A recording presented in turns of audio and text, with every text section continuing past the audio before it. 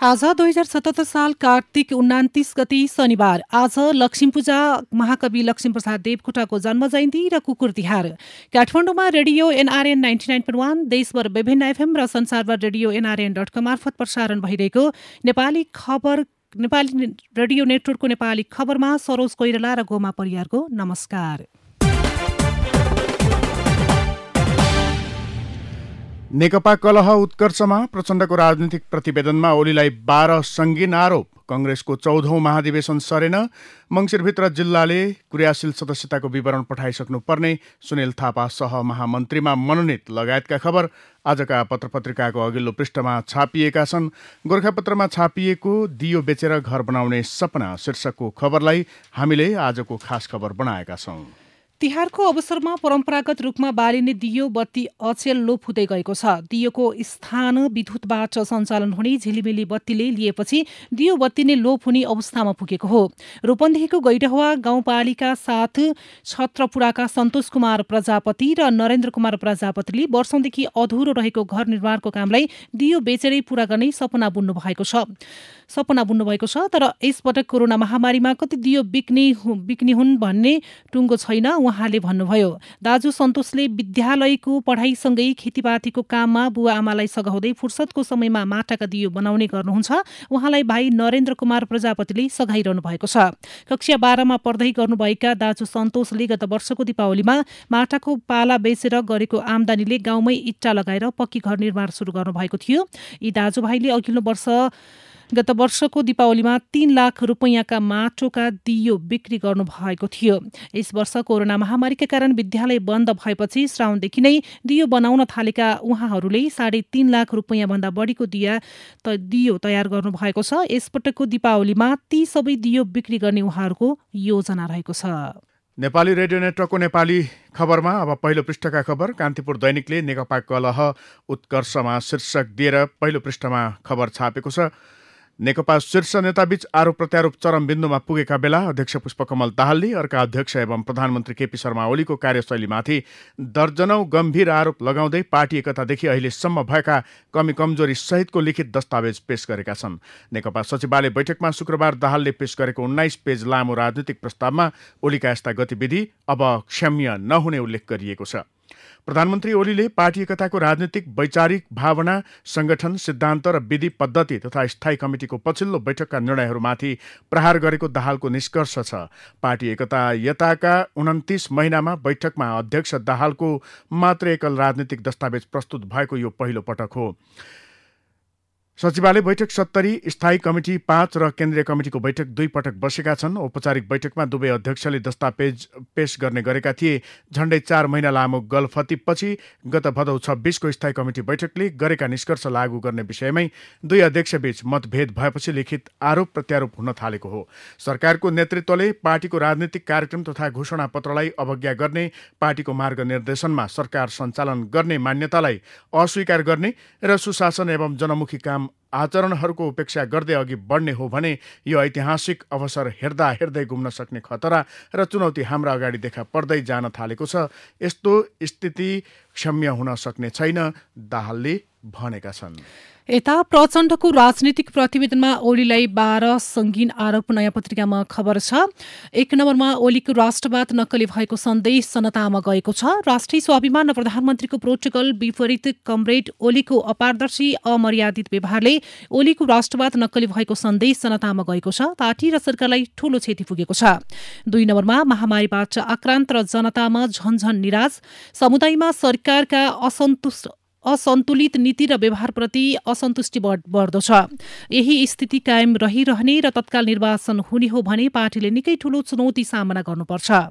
3 नम्बरमा यति होल्डिङ्सदेखि ओम्नी समूहसम्म साँठगाँठको आरोप, वाइटबडी खरिद, सुरक्षण छापाखाना खरिद र सञ्चार मन्त्रीको प्रकरण, यति होल्डिङ्ससँगको शङ्कास्पद कारोबार, चिनी आयात घोटाला, ओम्नी समूहको साँठगाँठमा अनियमितता भयो। 4 नम्बरमा छ बजेट अघि राजस्वको दर रेट सम्बन्धी सूचना चुहाएर अनियमितता, राजस्वका दर रेट परिवर्तनलाई चुहाएर विद्युतबाट चल्ने गाडी र चकलेट आयातमा अनियमितता भयो।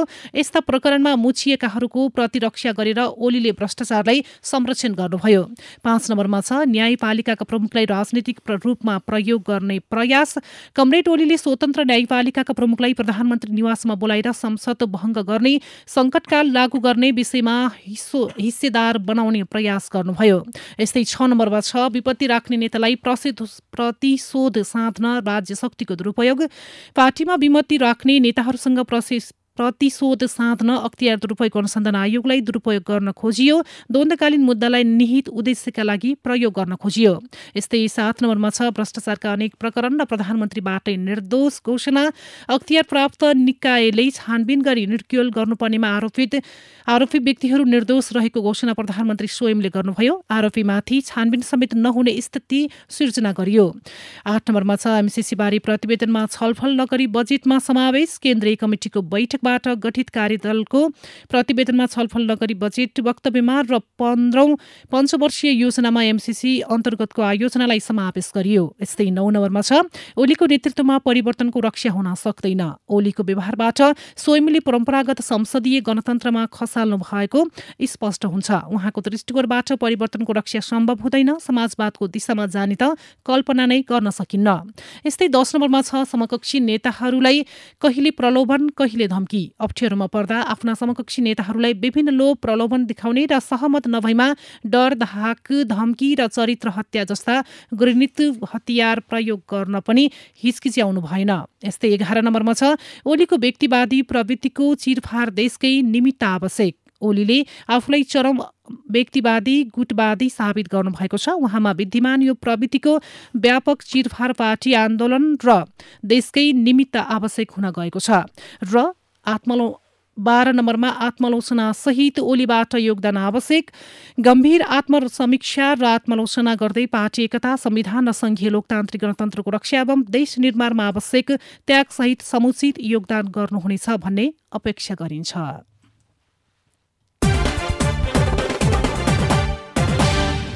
चिनिया मुखपत्र ग्लोबल टाइम्सले लगाएको आरोपको कङ्ग्रेसद्वारा निन्दा शीर्षकमा हिमालय टाइम्सले खबर लेखेको छ।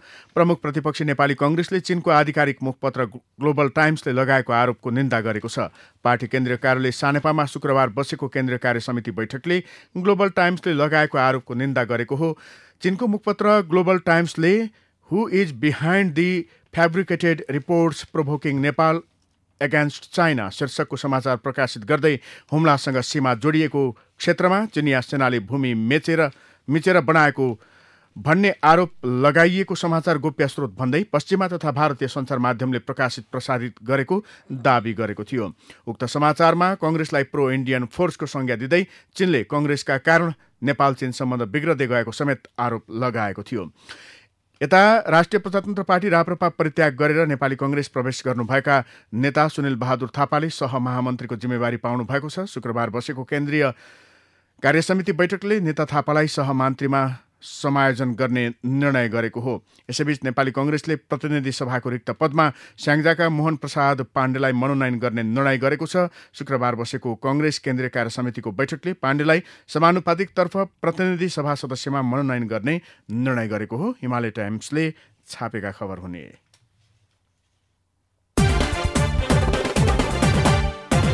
अख्तियार दुरुपयोग अनुसन्धान आयोगले ललितपुर जिल्लाको हरिसिद्धि र धापा खेलको सिमाना भएर बग्ने कर्मनासा खोलाको जग्गा खोजी गर्ने क्रममा 2 संस्थासहित 35 जना जग्गा धनीलाई अनुसन्धानको दायरामा ल्याएको छ।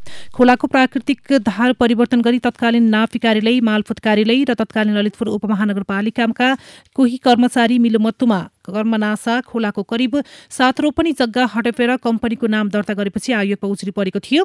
त्यसपछि आयोगले अनुसन्धान सुरु गरेको हो। सार्वजनिक जग्गा संरक्षण गर्नुपर्छ भन्ने असल भावना भएका केही व्यक्तिको उजुरी परेपछि आयोगले प्रारम्भिक अनुसन्धान प्रक्रिया अगाडि बढाएको जनाइएको छ। गोरखापत्रमा खबर छ, खोलाको जग्गा व्यक्तिको नाममा शीर्षकमा। बैतडीमा बस दुर्घटना हुँदा 9 जनाको मृत्यु भएको छ, 34 जना घाइते भएका छन्। मृत्यु हुनेमा 7 जना पुरुष र 2 जना महिला रहेको जिल्ला प्रहरी कार्यालय बैतडीले जनाएको छ। जिल्लाको पाटन नगरपालिका 8 स्थित खोडपेमा बिहिबार राति बस दुर्घटना हुँदा 9 जनाको मृत्यु भएको जिल्ला प्रहरी कार्यालय बैतडीका डीएसपी नारायण प्रसाद अधिकारीले बताउनुभयो। यता चालकले झ्याप्प स्टार्ट बन्द भयो, जोगाउनै सकिएन भनेका छन्।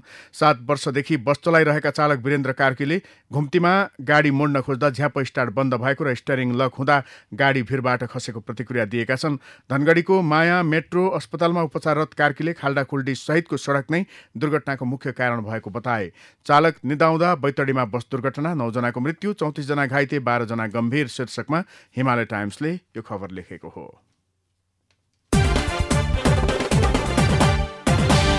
राजधानी दैनिकमा खबर छापिएको छ। काठमाडौँ प्रशासनको बन्द सेवा 3 मङ्सिरबाट खुल्दै निश्चित बार तोकेर सेवा दिइने शीर्षकमा जिल्ला प्रशासन कार्यालय काठमाडौँले कोरोनाका कारण बन्द रहँदै आएका नागरिकता वितरण लगायतका सेवा 3 मङ्सिरदेखि सुरु गर्ने भएको छ।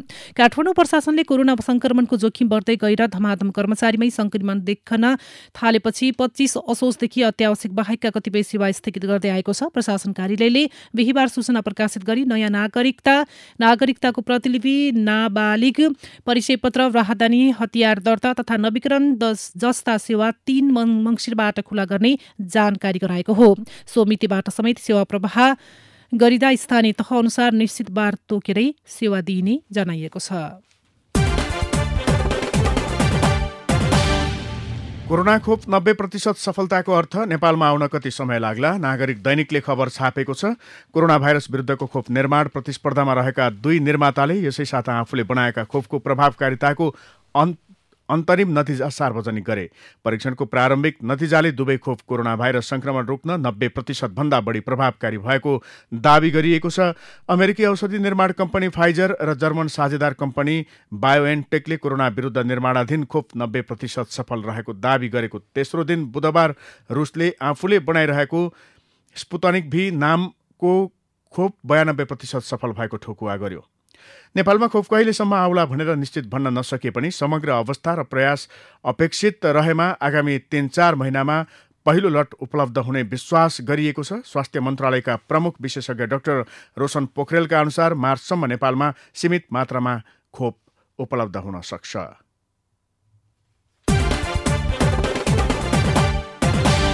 कोरोना महामारीका कारण बन्द रहेका विद्यालयहरू स्वास्थ्य सुरक्षा मापदण्ड पालना गरेर सञ्चालन गर्न पाइने भएको छ। शिक्षा, विज्ञान तथा प्रविधि मन्त्री गिरिराजमणि पोखरेलद्वारा 20 कार्तिकमा स्वीकृत विद्यालय सञ्चालन सम्बन्धी कार्यढाँचामा प्रदेश र स्थानीय तहले कोरोनाको अवस्था हेरेर विद्यालय सञ्चालन गर्न सकिने उल्लेख गरेको छ। प्रदेश सरकार तथा स्थानीय तहहरूले आफ्नो क्षेत्रका विद्यालयमा बालबालिकाको सुरक्षा, महामारीको संक्रमणबाट बचावट र सहज सिकाइ वातावरण तयारी गर्ने लगायतका विषयमा स्थानीय आवश्यकता अनुकूल रणनीति तयार गरी थप क्रियाकलापहरू गर्न सक्ने गरी आधारभूत क्रियाकलापहरू यस कार्यढाँचामा समेटिएको छ। उक्त कार्यढाँचामा भनिएको छ। आजका विभिन्न पत्र पत्रिकामा यो खबर छापिएको छ। अब नेपाली खबरमा भित्री पृष्ठका खबरहरू। उपत्यकाका 3वटै प्रशासनले तिहारमा देउसी भैलो खेल्न र सांस्कृतिक कार्यक्रम आयोजना गर्न रोक लगाएका छन्। जिल्ला प्रशासन कार्यालय काठमाडौँ, भक्तपुर र ललितपुरले कोरोना संक्रमणको उच्च जोखिम औल्याउँदै तिहार, छठ तथा नेपाल सम्वत लगायत चाडपर्व मनाउने क्रममा कुनै पनि सांस्कृतिक कार्यक्रम आयोजना गर्न निषेध गरेका हुन्। चाडपर्व मनाउँदा अनावश्यक रूपमा जमघट नहुन, देउसी भैलो लगायत समूहमा गरिने मनोरञ्जनात्मक क्रियाकलापका साथै समुदायमा अशान्ति फैलाउने किसिमका आतिशबादी र पटेका पड्काउने कार्य नगराउनु हुन सम्बन्धित सबैमा अनुरोध छ, प्रशासनको आदेशमा भनिएको छ। यस्तै कार्तिक कृष्ण औँसीको रात धन धान्यको देवी लक्ष्मीको आराधना गरेर आज लक्ष्मी पूजा मनाइँदैछ। फोहोर र अन्धकार स्थानमा लक्ष्मीले बास नगर्ने भएकोले यो दिन घर आँगन, कोठा, छोटा बुइगल, अट्टालिका र घर गोठका कुना कन्दरा सफा र उज्यालो राखेर लक्ष्मीको स्तुति गर्ने प्रचलन रहेको छ।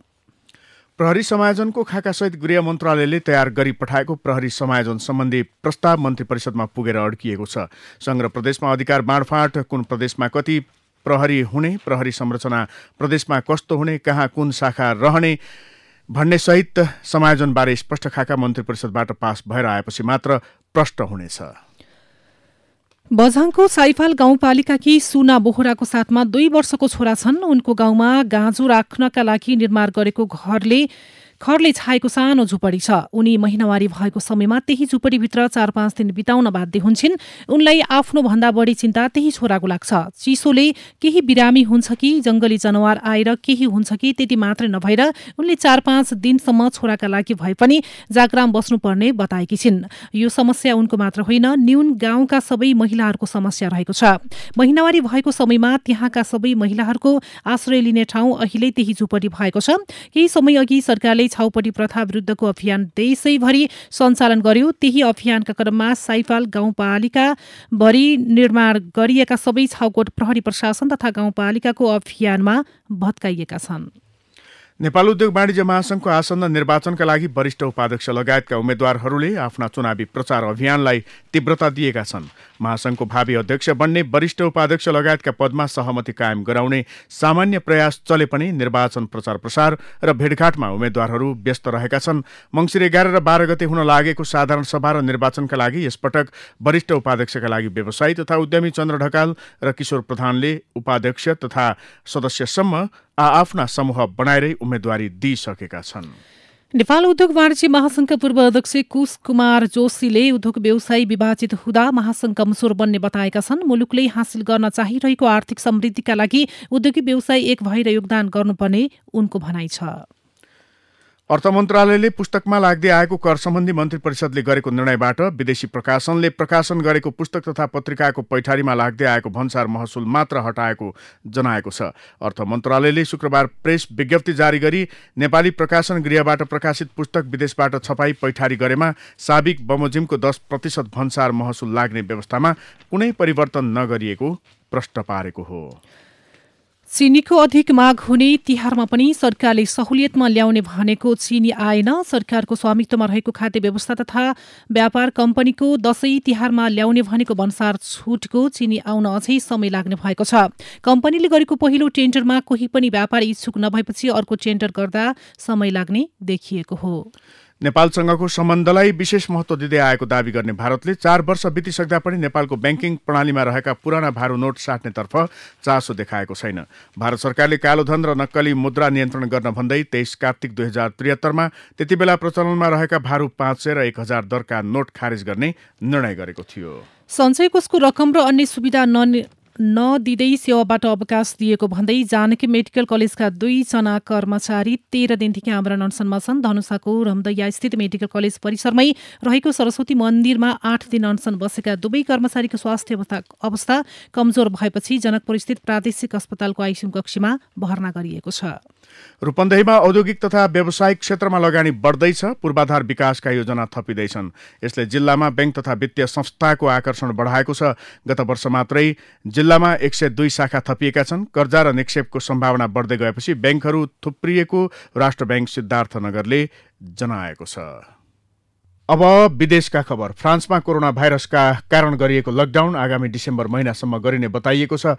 शुक्रबारको जानकारी फ्रान्सका प्रधानमन्त्री जीन क्यास्टेक्सले दिएका हुन्। फ्रान्समा जारी रहेको लकडाउन आगामी डिसेम्बर महिनासम्म नै कायम रहने बताएका हुन्। यसैबीच भारतमा कोरोनाका संक्रमितको संख्या पछिल्ला दिनमा न्यून हुँदै गएको छ। कोरोना भाइरसको महामारीबाट अति प्रभावित मुलुकहरूको अग्रपंक्तिमा रहेको भारतमा पछिल्लो समयमा दैनिक संक्रमितको संख्यामा कमी आएको हो।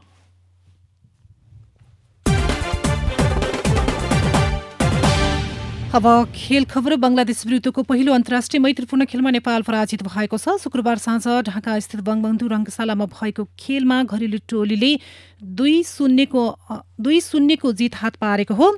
यस्तै नेपाल क्रिकेट संघ क्यानले राष्ट्रिय क्रिकेट टिमको मुख्य प्रशिक्षकका लागि आवेदन दिएकाबाट छनौटमा परेकालाई आज र भोलि अन्तर्वार्ता लिने भएको छ। मुख्य प्रशिक्षकसँगै क्रिकेट व्यवस्थापनको पनि अन्तर्वार्ता हुने क्यानले जनाएको छ। अब कला र साहित्यका खबर। झिलिमिली बत्ती बालेर भव्य रूपमा मनाइने तिहारले नेपाली चलचित्रमा पनि विशेष स्थान पाउँदै आएको छ। निर्देशक नारायण रायमाझीको परदेशीमा दशैं र तिहार दुवैको चित्रण गरिएको छ।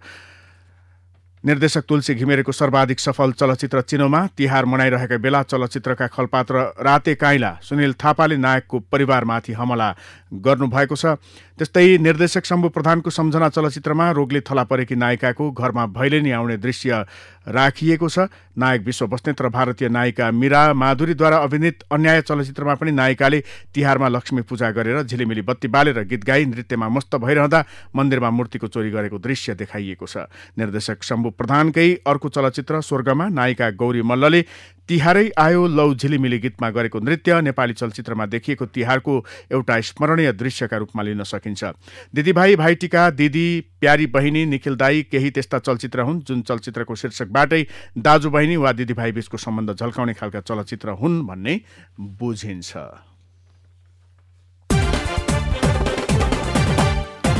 अब केही विचार र विश्लेषणको पालो गोर्खापत्रमा छ। तिहारको रमझम शीर्षकमा निर्मल कुमार आचार्य लेख्नुहुन्छ, तिहार अहिले केवल सांस्कृतिक पर्वको पाटो मात्र रहेको छैन, आर्थिक व्यापारिक कारोबारका निम्ति अधीर प्रतिरक्षाको अवसर पनि बनेको छ। गुन्जन तिहारको अपरिहार्य सुमधुर सौठव हो। पहाड, हिमाल, मधेस, तराई यत्रतत्र गुन्जदै आएको भैली र देउसीले मुगलान पारी त उहिलेदेखि गगन घन्काएकै हुन्। अहिले साथ समुद्र पारी समेत भन भन बाइहोमा नरमाउने बिरलै भेटिन्छन्। को हुन् बलिराजा? डाक्टर भक्त राई लेख्नुहुन्छ, हामी त्यसै आएको होइन, बलिराजाले पठाएको। प्रस्तुत पङ्क्ति भट्टाउँदै देउसी खेल्दै कैयौँ युवा पुस्ता हुर्किए, तर देउसीमा बढित बलिराजा को हुन् भन्नेतिर मान्छेहरू खासै चासो राख्दैनन्। बलिराजा सम्बन्धी मुख्य 3 प्रकारको विवरण पाइन्छ। सबैभन्दा पहिलो विवरण अनुसार हिरण्यकश्यपका पनाति प्रहलादका नाति र विरोचनका पुत्र हुन् बलिराजा। यिनी अत्यन्तै दानवीर, ज्ञानी र परोपकारी असुर राजा थिए। हिन्दू वाङ्मयमा यिनलाई दैत्यराज भनी उल्लेख गरेको पाइन्छ। आफ्ना सैनिक तथा जनताले यिनलाई स्वर्गको समेत राजा हुन सक्नुहुन्छ भन्ने सल्लाह दिए। सोही अनुसार बलिराजाले देवतासँग युद्ध गरे, जसलाई देवासुर सङ्ग्राम भनिन्छ। यस युद्धमा देवताको हार भयो। स्वर्गका राजा इन्द्र आफ्नो राजगद्दी त्यागेर भागे। देवताहरू हार गुहार गर्दै विष्णु कहाँ सहयोग माग्न पुगे। विष्णुलाई ठूलो समस्या पर्यो, किनभने हिरण्यकशिपु मात्र होइन, उनका पनाति बलि पनि विष्णु भक्त थिए। त्यसैले उनले छलकपट गरेर देवतालाई बचाउने प्रयत्न गरे। बलिराजाले स्वर्गमा अश्वमेघ यज्ञ गरिसकेका बेला वामन रूपमा ब्राह्मण भेषधारी विष्णु उपस्थित भए। वामनलाई देखेर बलिराजाले विनम्रतापूर्वक स्वागत गर्दै आफू कहाँ आउनुको कारण सोधे। यस्तो आग्रह सुनेर वामनले आफूलाई 3 पाउ जमिन चाहिएको माग्न आएको खुलासा गरे। दानवीर बलिराजाले सहजै स्वीकार गरे। को हुन् बलिराजा शीर्षकको यो विचार नागरिक दैनिकमा छापिएको हो। यता गोर्खापत्रमा साहित्यकार दिननाथ शर्मा लेख्नुहुन्छ, मेरो मनको देवकोटा शीर्षकमा प्रतिभाका प्रसून फक्रिन थाल्छन् शरदको आगमनसँगै। सृजनाका बहुरङ्गी फूलहरूको ढकमक्क यसै मौसम बाली थन्क्याउने बेला हो। किसानको समृद्धि र शुभ लाभको याम। धन कुबेरको भण्डारण लक्ष्मी प्रवेश गर्दै गरेको साँझ नेपाली साहित्यको भण्डार गर्न सरस्वती पुत्र लक्ष्मीप्रसाद देवकोटाले धरतीमा पाइला टेके। प्रतिमाको कोसेली बोकेर सृष्टिको रचनाकारले पठाएको हुनुपर्छ सृजनाको फुलबारी सजाउन। नेपाली साहित्यको स्वर्णयुग सुरु हुन्छ उनको आगमनसँगै। युग अँध्यारो थियो, निरङ्ग कुशताको सिक्रीले बाँधिएका थिए नेपाली हातगोडाहरू। शिक्षाको उज्यालो प्रकाश छिर्न दिएको थिएन देशभित्र। तिर्मिरताको प्रताडनाबाट पीडित थिए झोपडीहरू।